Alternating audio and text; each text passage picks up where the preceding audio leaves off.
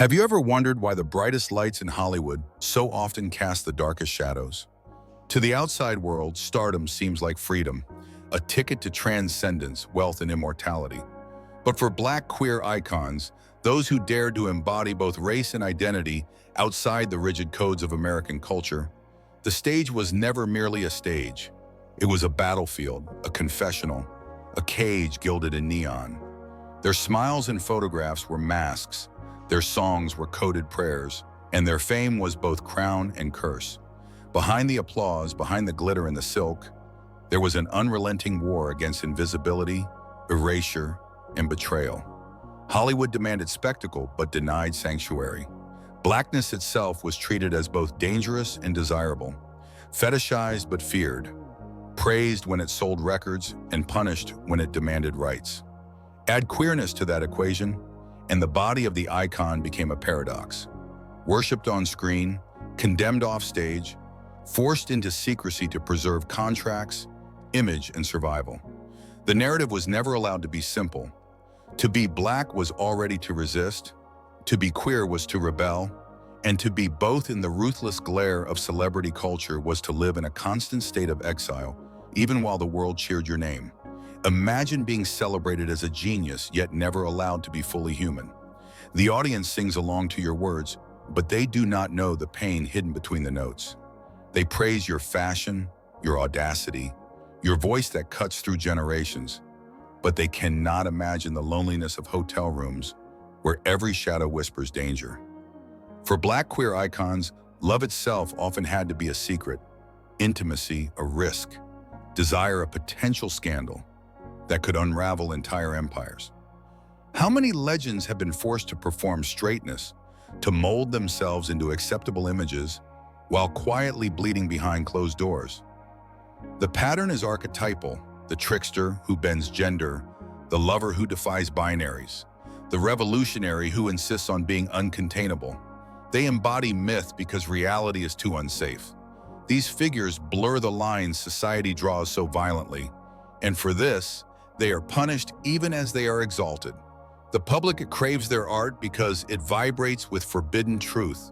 The very songs you love, the ones that make your chest ache with longing, were born from the tension between visibility and erasure, between truth and disguise.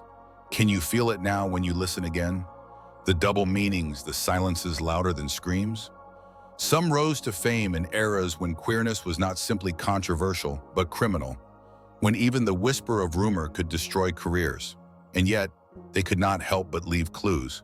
In flamboyant costumes and coded lyrics, in the defiance of refusing to fit. They carved out new archetypes with every performance, shattering the boxes Hollywood tried to lock them in. But even so, the machinery of fame was merciless. Executives whispered about marketability. Magazines demanded heterosexual love stories. Churches denounced their very existence.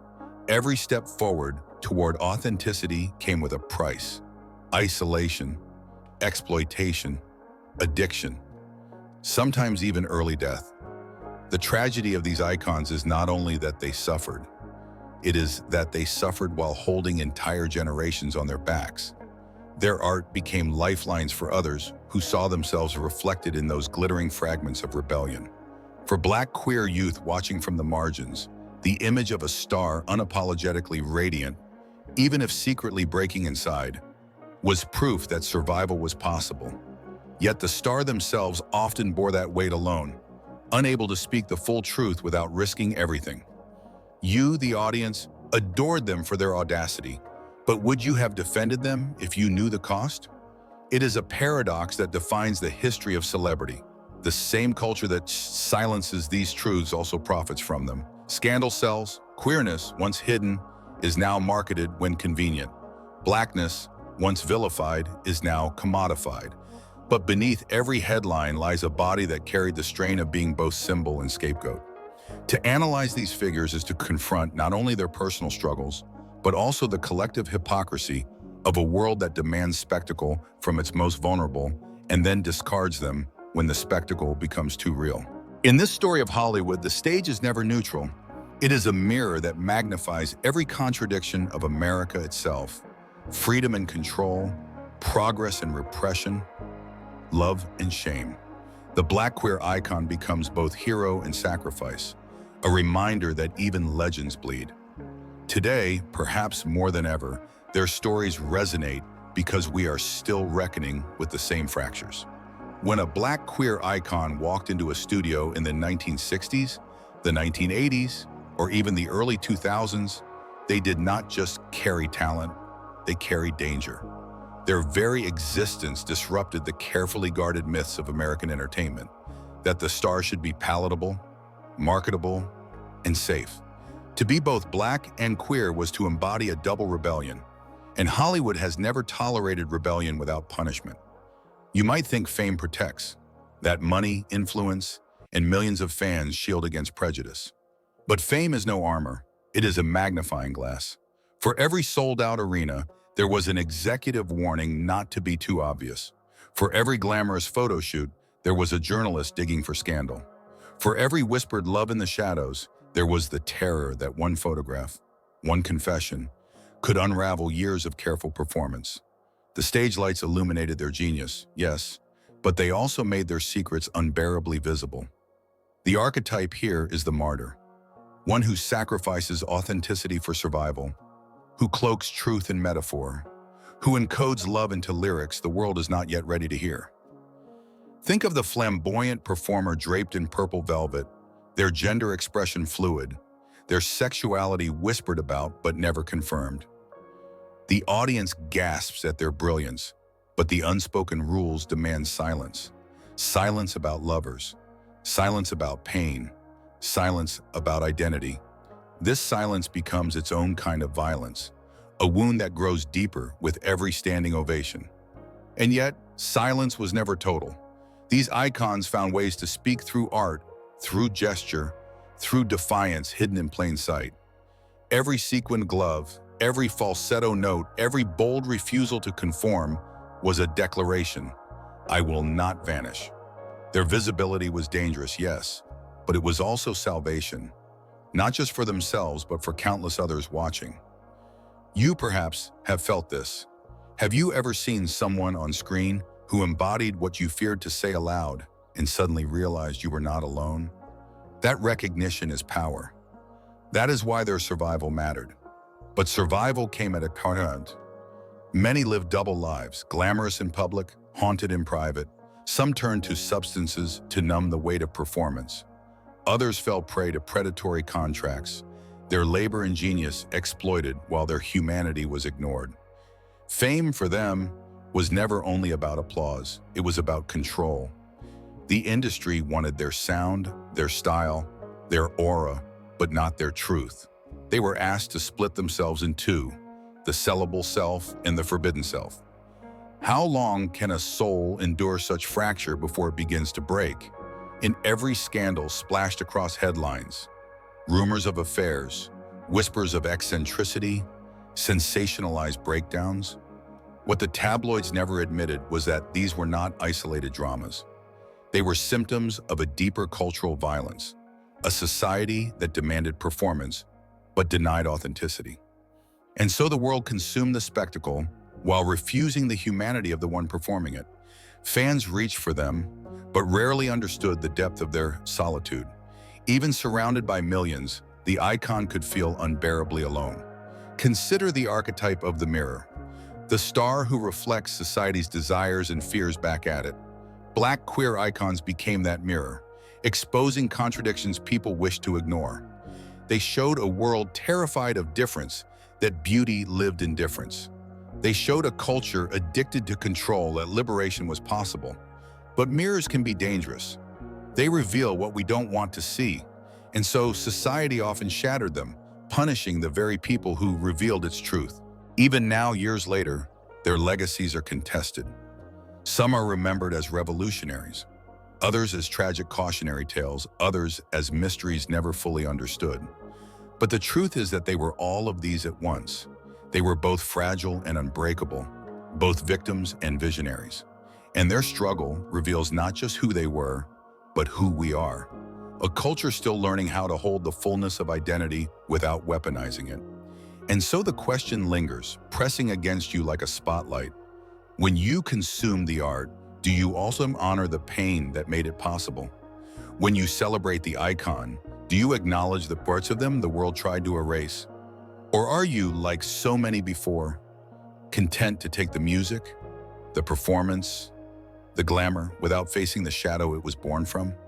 They walk through Hollywood like ghosts in daylight, visible to millions, yet unseen in their fullness. To the world, they were dazzling performers, trendsetters, provocateurs. To themselves, they were often fugitives of their own truth, chased by rumors, bound by contracts, surveilled by an industry that wanted the magic but not the maker. Their lives became a labyrinth of coded gestures, where even love required disguises.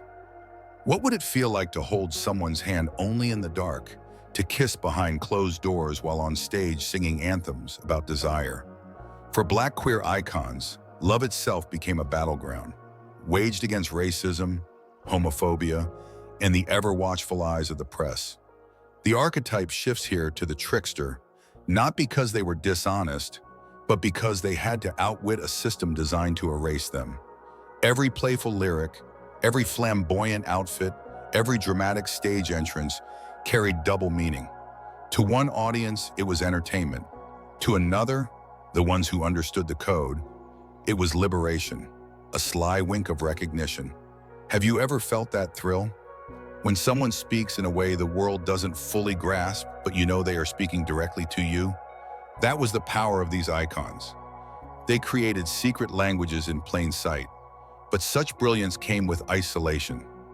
The higher they rose, the fewer people they could trust. Friends became liabilities, lovers became risks, managers became jailers. The paparazzi's flash was not just a burst of light, it was a weapon.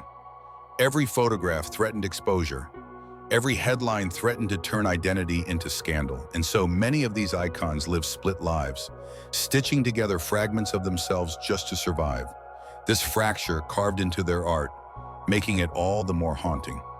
You can hear it in the aching falsettos, the raw confessions buried inside glamorous melodies, the performances that seemed larger than life, yet trembled with fragility. Hollywood has always been a stage of masks, but for Black queer icons, the mask was not just costume, it was armor. Behind sequins and sunglasses, they concealed exhaustion.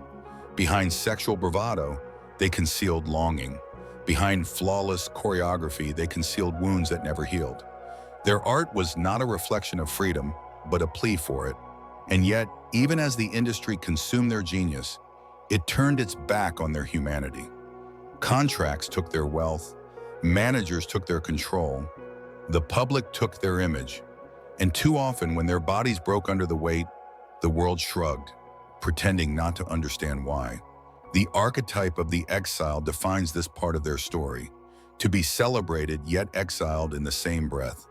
That is the paradox of Black queer fame.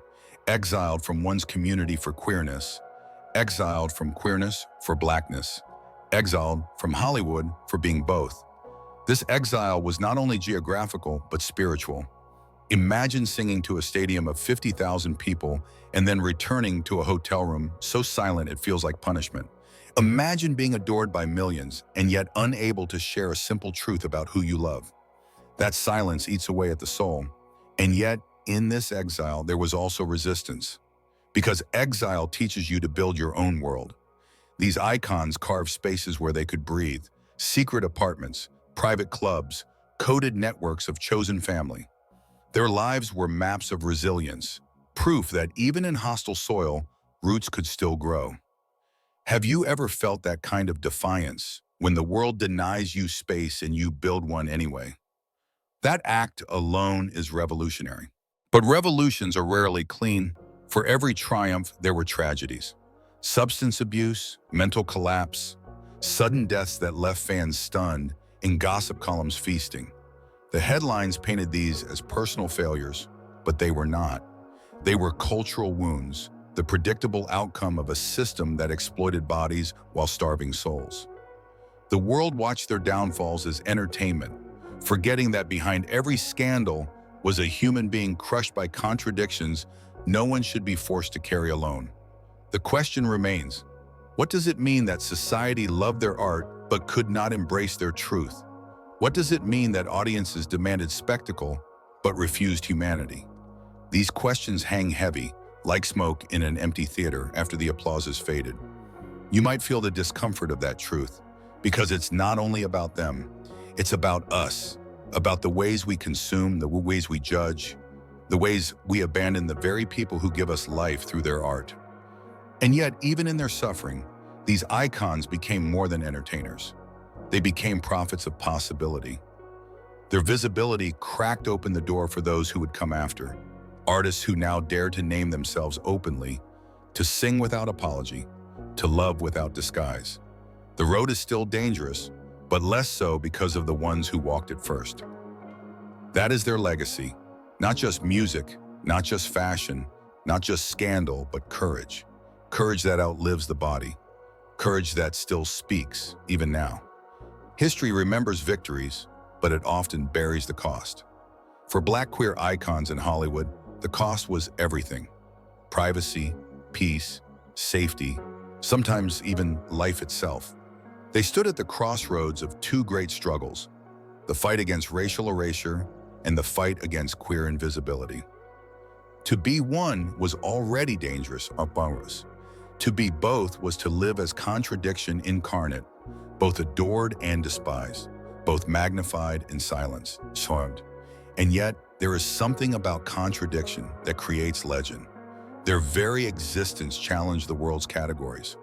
Were they too Black for white America's gaze? Too queer for Black America's church pews? Too radical for Hollywood's cameras? Too brilliant for mediocrity to contain? These questions were not theirs to answer. They were forced upon them. And still they stood. They did not crumble, even when bent beneath impossible weight. That resilience itself was art. Have you ever wondered why some voices linger even after the singer is gone? Why some performances still feel alive decades later, shimmering in memory like a fire that refuses to die? It is because the art was not performance. It was testimony. Every note, every piece, every whispered rumor that slipped through the cracks was part of a living archive of survival. They didn't just sing songs. They wrote the soundtrack of a double exile and a double defiance. The archetype at the heart of this truth is the martyr. Not the saintly, distant figure, but the martyr who bleeds in real time, whose suffering is witnessed by all, yet ignored until it is too late. Their sacrifice was not chosen. It was demanded. Demanded by an audience hungry for spectacle, by studios hungry for profit, by a culture hungry for distraction. And like all martyrs, their deaths, literal or symbolic, forced society to confront truths it wanted to avoid. But within martyrdom lies rebirth. Every time a Black queer artist is celebrated openly today, every time their identity is acknowledged as inseparable from their art, it is a resurrection. The ghosts of those who came before walk with them, no longer hidden, no longer silenced. Their legacy is not tragedy, it is transformation. And what of you? How do you bear witness to these lives? Do you consume them as scandal or honor them as scripture? Do you scroll past their struggles or pause to ask why those struggles existed in the first place? Culture is not just made by the powerful, it is upheld by the audience, by you, by how you choose to see. Hollywood may have hidden them, censored them, punished them, but history has a way of uncovering what was buried.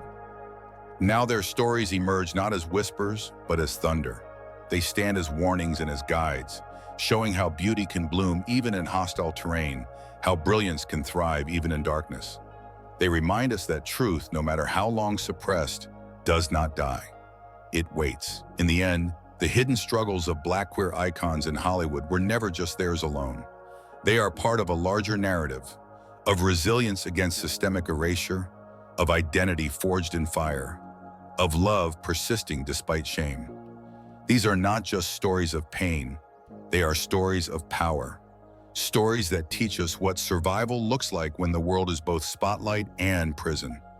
And so their legacy endures, not in silence, but in the voices they made possible, the communities they helped imagine, the freedom they carved out through sacrifice. Legends may fall, but their truth always rises.